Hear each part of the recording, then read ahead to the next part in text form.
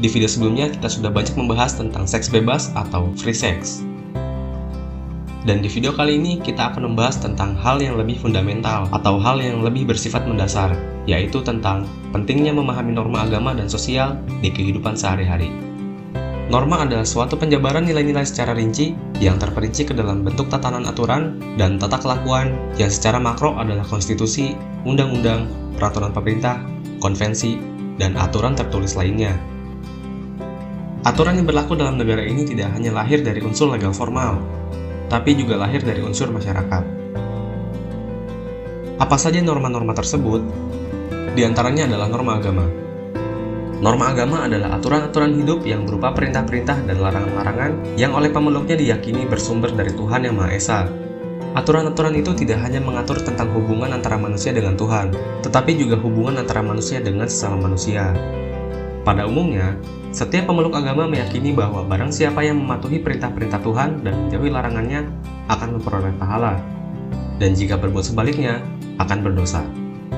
Selanjutnya yang kedua adalah norma kesusilaan.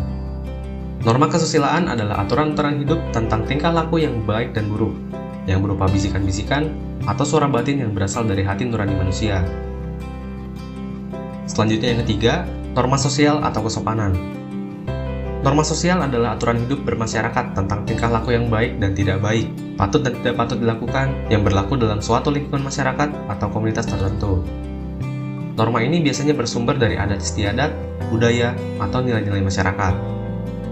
Dan yang terakhir adalah norma hukum. Norma hukum adalah aturan-aturan yang dibuat oleh lembaga negara yang berwenang, yang mengikat dan bersifat memaksa demi terwujudnya ketertiban masyarakat. Sifat memaksa dengan sanksinya yang tegas dan nyata inilah yang merupakan kelebihan norma hukum dibandingkan dengan ketiga norma lainnya. Negara berkuasa untuk memaksakan aturan-aturan hukum guna dipatuhi, dan terhadap orang-orang yang bertindak melawan hukum akan diancam hukuman. Pentingnya memahami norma agama dan sosial. Norma agama adalah peradaban, dan peradaban adalah agama yang di dalamnya mengatur masalah hubungan dengan Tuhan, sesama manusia, dan alam semesta.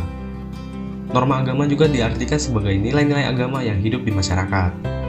Sedangkan norma sosial adalah suatu konsep umum tentang sesuatu yang dianggap baik, patut, layak, dan pantas yang keberadaannya dicita-citakan, diinginkan, dihayati, dan dilaksanakan dalam kehidupan sehari-hari, dan menjadi tujuan kehidupan bersama dalam masyarakat. Nah, setelah kita memahami tentang konsep dasar mengenai norma, berikut adalah hal-hal yang harus diperhatikan dalam menjaga pergaulan untuk menghindari terjadinya aktivitas seksual sebelum menikah. Dalam norma agama, ada beberapa hal yang harus diperhatikan ketika kita bergaul dengan orang-orang yang menjadi lawan jenis kita. Yang pertama adalah tidak melakukan halwat atau berdua-duaan antara seorang laki-laki dan seorang perempuan yang tidak memiliki hubungan suami istri dan tidak pula mahram tanpa ada orang ketiga. Yang kedua adalah mengurangi pandangan mata kecuali memang benar-benar perlu, karena pandangan yang melebihi batas juga dapat menjurus ke arah perzinaan. Yang ketiga, tidak boleh menampakkan aurat di hadapan lawan jenisnya, dan juga tidak boleh saling melihat aurat satu sama lain. Dan yang keempat, tidak melakukan hal-hal yang menjurus pada perzinaan, seperti bergandengan tangan, berciuman, berpelukan, dan yang sejenisnya. Selain norma agama, norma sosial juga harus dipahami oleh remaja dalam melakukan interaksi dengan sesama remaja, karena akan ada akibatnya bila mereka tidak memahaminya. Di antaranya adalah akan timbul guilty feeling atau perasaan bersalah, ketergantungan secara emosi dan seksual dengan pasangannya, berpotensi terjadinya kekerasan dalam pacaran, dan meningkatkan potensi terjadinya perselingkuhan saat sudah menikah.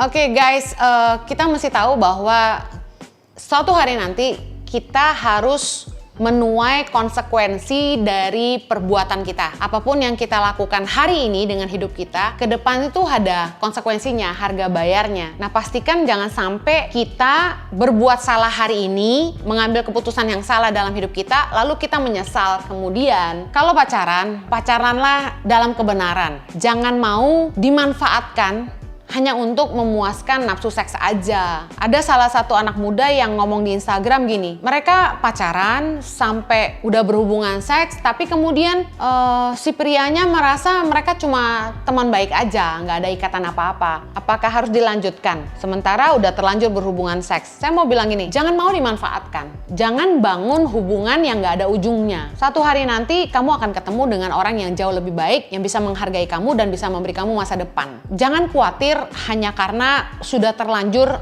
misalnya tidak perawan, apakah masih ada yang mau sama kamu. Asalkan kamu mau bertobat sungguh-sungguh, berbalik sama Tuhan, Kak Heni yakin kok Tuhan pasti sediakan yang terbaik buat kamu juga. Kemudian Kak Heni juga dengar ada temen cerita, sebelum nikah banyak nih anak-anak muda punya pemahaman gini, test drive dulu lah, dicoba dulu lah, kalau nggak bisa ngasih kepuasan, gak mau nikah sama dia. Kayak ini mau bilang gini, dalam pernikahan, seks itu bukan segalanya. Anak muda tuh karena dilarang, kesannya excited ya. Justru makin dilarang, makin semangat. Dalam kehidupan pernikahan, seks itu bukan segalanya. Itu cuma satu dari bagian kecil dari seluruh kehidupan pernikahan. Justru yang paling penting tuh waktu kita mau nikah sama orang, itu menurut Kak Heni, lihat karakternya, lihat imannya. Apakah orang itu takut sama Tuhan? Apakah orang itu orang beriman? Kalau orang tuh takut akan Tuhan, dia nggak akan berani berbuat jahat sama sesamanya. Aman. Kalau orang itu beriman, orang itu percaya sama Tuhan dan hidupnya mengandalkan Tuhan, nah udah pasti diberkati. Nah bicara soal karakter, kalau orang dalam pernikahan, karakter tuh penting banget. Justru karena orang nggak happy, mereka nggak mau berhubungan seks. Tapi ketika orang happy, mereka melayani pasangan mereka dengan segenap hati. Banyak orang dalam pernikahan yang nggak happy, mereka udah nggak mau sekamar lagi. Boro-boro seranjang, sekamar juga nggak mau. Jadi karakter menentukan kebahagiaan dalam hubungan. Yang menentukan kebahagiaan dalam pernikahan nggak semata-mata hubungan seks aja. Mana ada ceritanya test drive dulu. Emangnya beli mobil. Kalau kita mau punya pernikahan yang bahagia, kita nggak boleh ngambil keputusan secara gegabah. Masa hubungan seks jadi ukuran? Kalau kayak gitu, malah bahaya banget. Yang udah pengalaman, anak-anak muda yang badung banget, yang udah ahli banget dalam berhubungan seks, lalu kemudian kita pikir menikah sama dia kita bisa bahagia, itu malah keliru banget. Bukankah malah yang ahli banget, bahaya banget. Nanti malah nggak setia ketika kita menikah. Ya nggak sih?